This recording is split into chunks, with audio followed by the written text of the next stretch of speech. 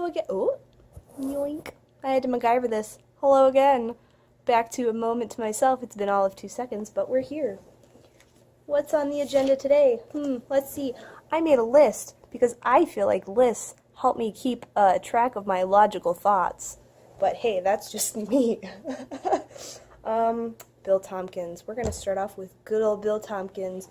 Brother Bill, page 6 of the U.S. Navy's Secret Space Program and Nordic Extraterrestrial Alliance.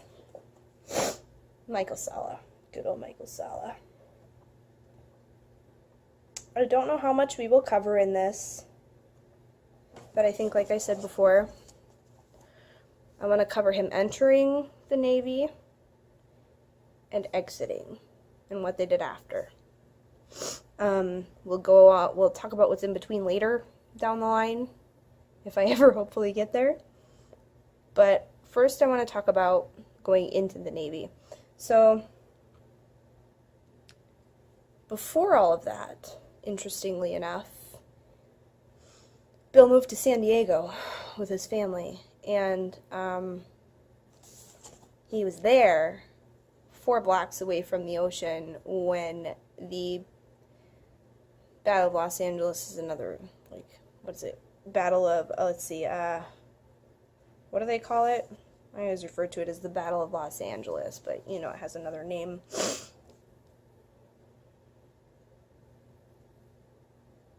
I like this because now that I have editing software, you guys don't have to look at this for 20 minutes.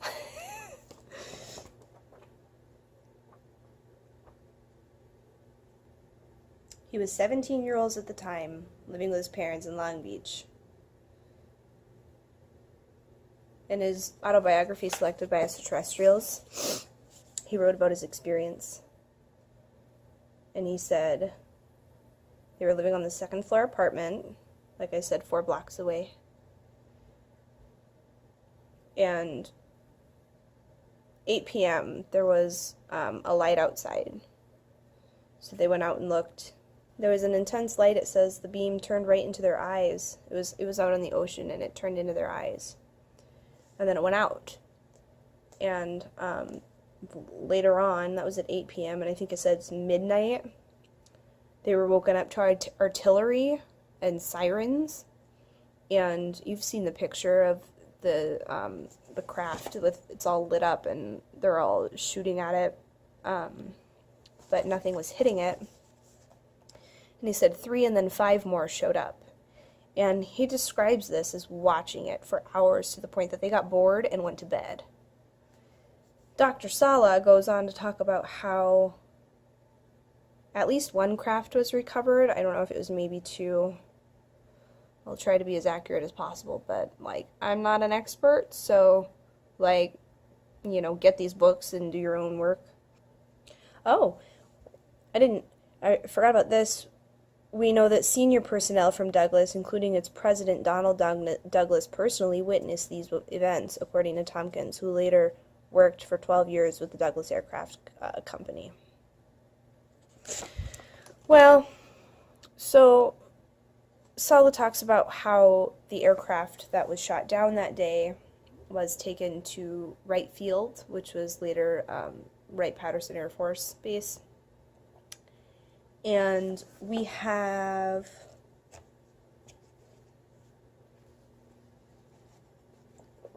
I'll get into it in a little bit because I want to talk about one more thing first. But we have documentation showing that Admiral Botta was called to Wright Field when the day that happened, the day of the Battle of Los Angeles, whatever they call it, Los Angeles Air Raid, I think they call it. Los Angeles Air Raid. Ha! So, first, so he was there when that happened. I just wanted to point that out. That's important. But then, first I want to talk about the models that he made, because Bill was into making models. I'm sorry about the light, guys. I know this isn't the best setup. Not a whole lot I can do here. Maybe that'll help.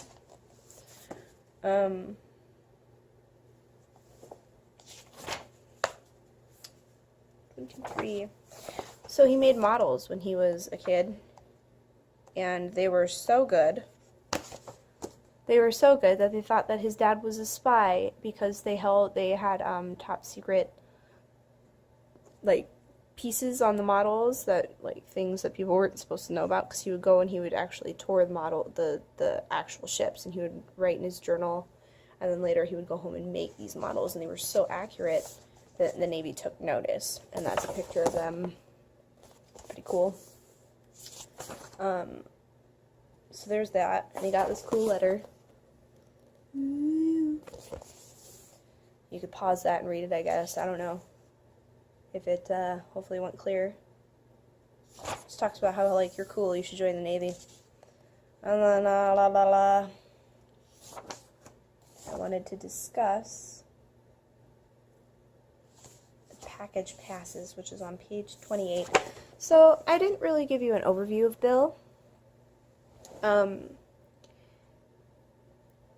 He was put in place, him and Admiral Botta, by James Forrestal himself. Chose them for their positions. We have their mission statements. I haven't found where they are yet in this book, but we have their mission statements signed by James Forrestal. And we have had the signature authenticated. And people, this is another thing people rag on. They say it's like a closed circle with this group of whistleblowers and with Jordan and stuff. And, you know, you have Bob Wood, who is verifying all the signatures and the documentation. And people are saying they're all in cahoots. So, I mean, maybe that's one thing that could calm people down. Is getting a third party in here who really doesn't know anything to do verification of the signatures. That would help. Would probably be helpful. But so in the meantime, what were we saying?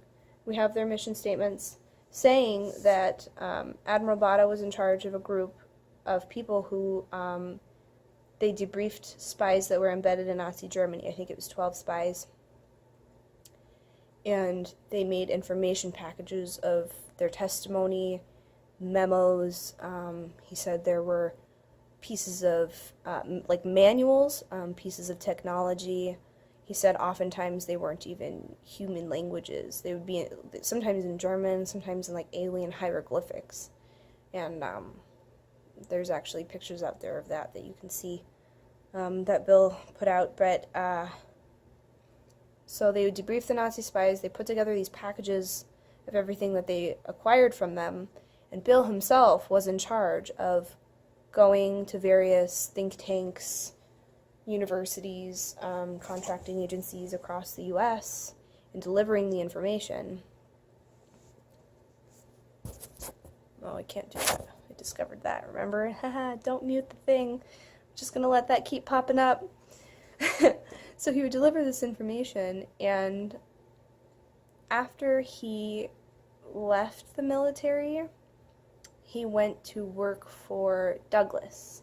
I think he worked there for 12 years. And he helped develop the ships, the aircraft, the secret space program spaceships for Solar Warden, which, exactly how it sounds, they patrol the solar system, keeping us safe from nadoers and pillagers. I don't know, you know, cool stuff. But so he worked there designing the craft after the military. And so one of the things that we have that I think is pretty cool are these exit passes. It says, passes for travel from Naval Air Station with briefing packages. I don't know how well you can see that. And these are signed by Admiral Botta, Rico Botta. So there we have proof, evidence of him working directly under Rico Botta, because actually it's very strange that someone of his rank was signing these, because generally someone of a lower rank is in charge of signing these things, and the fact that he reports directly to him says a lot.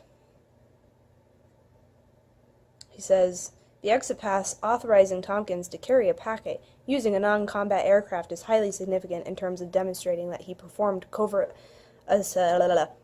assignments as a disseminator of aircraft research and information, in addition to his official duties on the Naval Air Station. Well, this even corroborates part of his testimony where he was saying that he was given access to the smaller of two planes that were at Admiral Botta's disposal. Oh, so this is interesting. They're saying that his official title, he does a lot more than his official title technically should require of him, of Bill.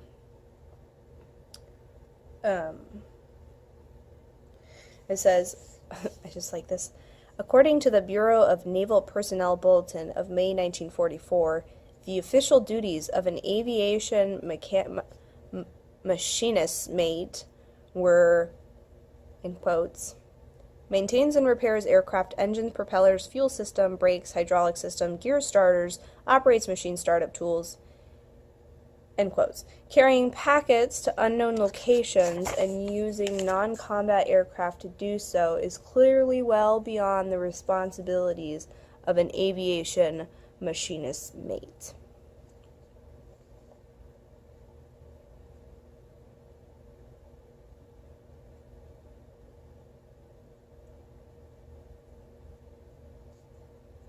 And then it has a picture there. You can check that out. Pause it and look at it. It says that if his mission statements were indeed signed by him, that it confirms his testimony that he was performing covert missions in addition to his official duties. Botta's signature appears on a number of documents received from the National Archives under the FOIA. So it's a FOIA document dating 1934 when he was lieutenant commander. It has his picture and his signature. And his signature perfectly matches the documentation, obviously. They have a nice little, there's the exit passes, and Admiral Botta and his signature. It says the confirmation of the signature is documentary evidence supporting Tompkins' claim that he was performing duties as a disseminator of naval aircraft research and development as described in his mission orders and his mission statement. In addition, Tompkins was allowed to fly an airplane in support of his mission. I don't know, so he flew it himself. Didn't catch that last time. So this goes on to talk about Admiral Botta, and I feel like Admiral Botta is equally as important as Bill Tompkins. He may not be alive, but we have documentation proving he existed, proving what he did, and based on Bill's testimony, you know, we have pretty much a big picture. I just wish we could have his testimony. But he goes on to say his performance was recognized in running the San Diego Naval Air Station and spy program. It says he was in charge of 5,000 personnel performing maintenance, repair, and upgrades for the Navy's top combat aircraft at the start of World War II, and by the end of the war, he had 10,000 personnel. This is where he's saying a lesser ranked superior would normally sign such minor documentation as the exit passes. And it says clearly Tompkins was operating within a position of key importance to the Admiral, and it placed him directly under Botta's wing within the covert intelligence program. There's a Legion of Merit that was awarded to Admiral Botta. That's pretty cool. I like your neato. Here's a paper to prove it. So then, let's see. Let me check my logical list. I can't get over that. Sorry, it's just ridiculous. Sorry.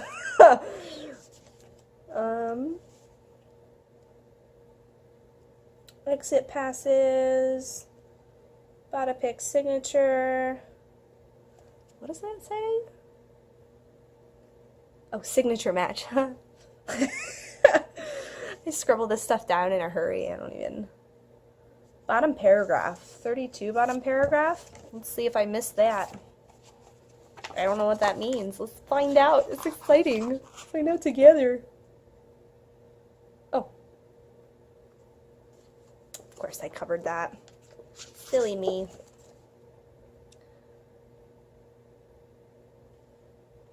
Uh-huh. Uh-huh. 35. Oh, okay. So here we are.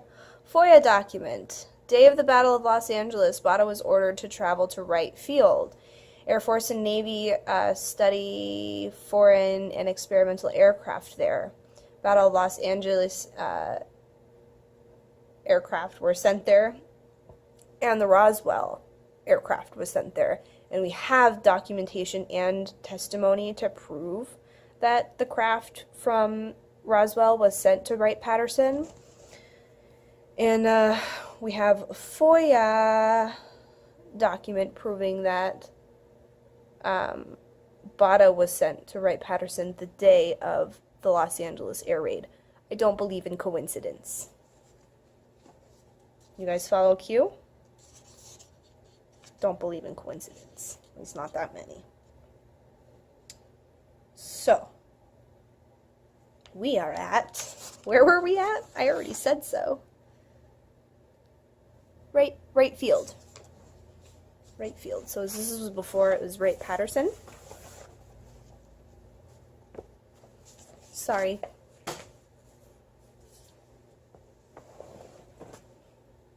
How long are we getting at? 20 minutes. Let's see what we're at here. Because if we're only... Oh! We're about there. Aeronautics and the retroactive promotion. Okay. So, I'm going to do a bit of reading here and find out why we're on this page. Here I go.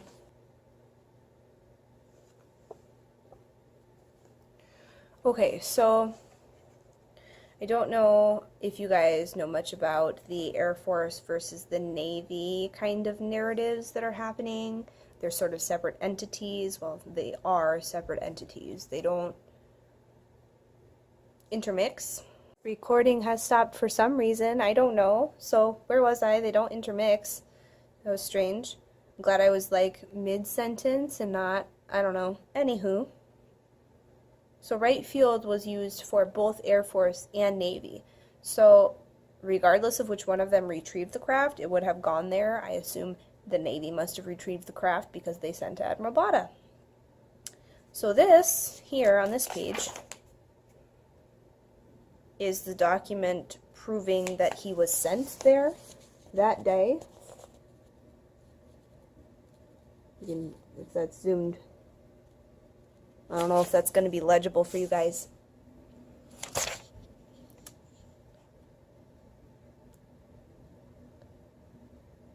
An official FBI teletype, figure 19, confirms UFO debris from Roswell was indeed immediately taken to Wright Field. So this here is what proves that Roswell's craft was taken to Wright Field. Let me see if I missed anything else. In case anybody wants to know, this is an FBI teletype, dated July 8th, 1947. It says, 8 Air Force telephonically advised this office, must have meant that, they put than, that an object purporting to be a flying disc was recovered near Roswell, New Mexico. Disc and balloon being transported to Wright Field by special plane for examination. Information provided, it says profided, this office because of national interest in case. Anywho, that's that again. Ooh, boink, boink. Alright, moving on. So this is saying that Admiral Botta flew out there, stayed for 2 days to examine it on behalf of the Navy's Bureau of Aeronautics. It says the document confirms that on the day the Army Air Force captured and began the process of shipping the captured LA flying saucer to Wright Field, Botta received his order to travel there. He arrived March 2nd, stayed for 2 days.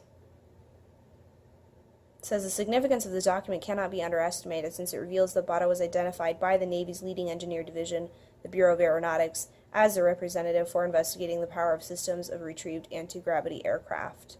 At the time, Botta, the commander, headed to the Bureau's power plant design branch. His technical expertise and knowledge of massive power system was well known in his bureau superiors. After the war, he received a citation for his exemplary service as the head of this branch, as the following February 18th document shows.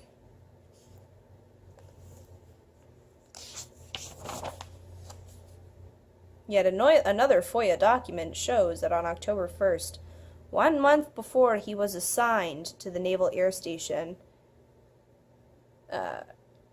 the now captain, still stationed there at the Bureau of Aeronautics, visited 5 top West Coast research facilities working on experimental craft.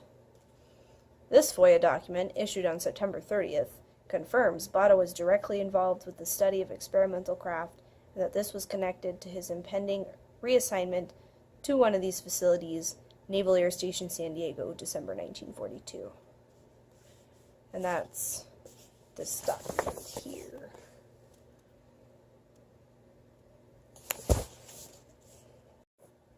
My phone keeps stopping. I don't know why. I'm sorry. So, this is saying that because Admiral Botta went to all these places, he knew where to direct Bill to go.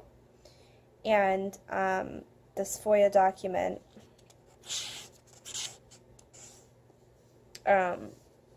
is signed by him again, where he accepted his retroactive promotion. And he's saying that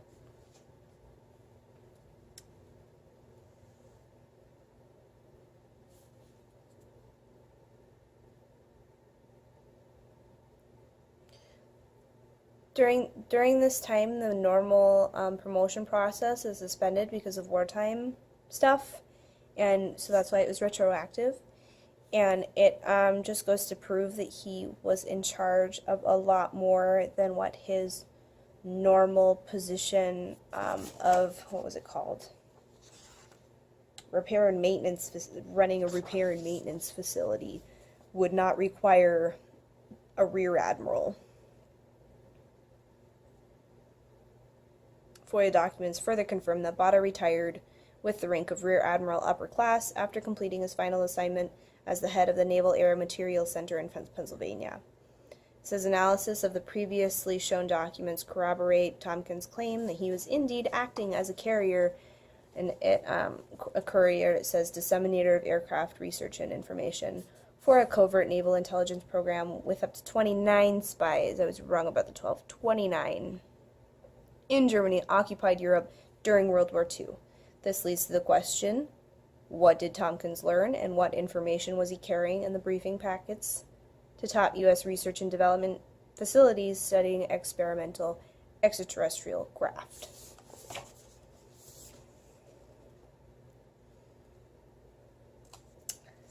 That was the last thing on my list, and we're probably a good 30 minutes in right now. I think that's a long enough moment to myself.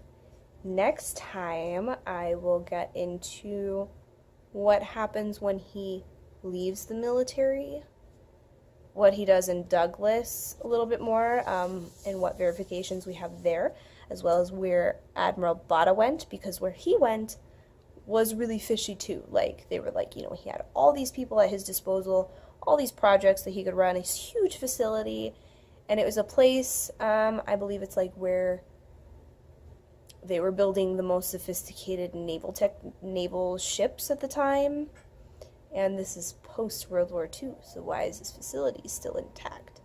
So, we'll get to that. In the meantime, thank you for joining me in this moment to myself. Sometime we'll get to Maria Orsich. This lady, I'm excited for that. And eventually we'll get into World War II in itself, in the whole middle of what they learned and what really happened, and this whole alternate paradigm that we're learning about together, right? So thank you for joining me in this moment to myself. This is my living room and not my car. Next time will probably be in my car. But you have a good night, and goodbye. I wanted to do like a summary before I left too. So what did we learn? Admiral Bill Tompkins was there for the Battle of Los Angeles.